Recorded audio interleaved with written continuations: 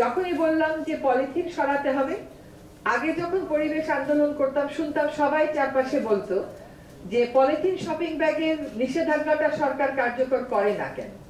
এখন একটা গ্রুপ বেরিয়েছে যে পলিথিন শপিং ব্যাগ নিষিদ্ধ করলো, বিকল্প দিল না কেন।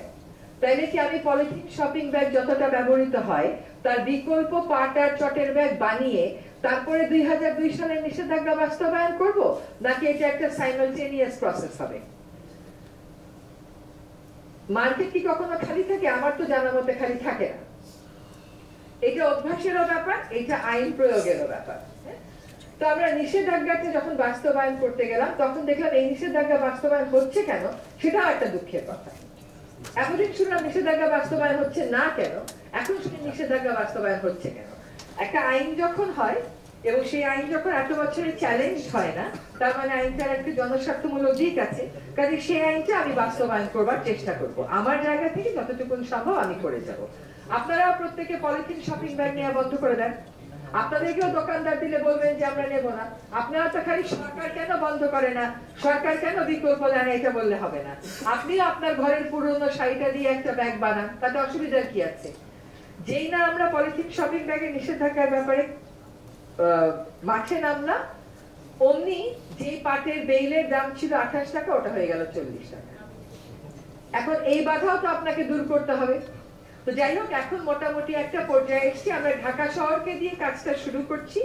কারণ ঢাকাতে আমরা আমাদের ভুল ত্রুটিগুলো, শক্তিগুলো, সামর্থ্যগুলো বুঝে নিয়ে অন্যান্য জায়গায় করব। কিন্তু আমরা 64 জেলা প্রশাসকের সাথে সভা করেছি জুমে, তাদেরকে নির্দেশ দেওয়া হয়েছে এবং প্রত্যেক জায়গাতেই কিন্তু পলিথিন শপিং ব্যাগের বিরুদ্ধে মার্কেট পর্যায়ে এবং উৎপাদন পর্যায়ে অভিযান চলছে। সোহান এসছে, ও জানে ওর জায়গায় করছে, আপনারা সবাই যার যার জায়গায় করেন। আপনি কাঁচা বাজারে পলিথিন দিলে নেবেন না, আপনি এসে ফেসবুকে একটা পোস্ট দিতে পারেন যে কাঁচা বাজারে গেছিলাম, আমাকে পলিথিন শপিং ব্যাগ দিতে। সেটা না দিয়ে যদি আপনি বলেন কাঁচা বাজারে গিয়েছিলাম, আমাকে পলিথিন শপিং ব্যাগ দিতে চেয়েছি, আমি সেটা না নিয়ে দোকানদারকে বলেছি যে আমি আমার চটের ব্যাগ নিয়ে এসেছি, আমি আমার কাপড়ের ব্যাগ নিয়েছি, তুমি এটাই দাও, তাহলে তো ওটা বিহেভিয়ারাল চেঞ্জে একটা ভূমিকা রাখবে।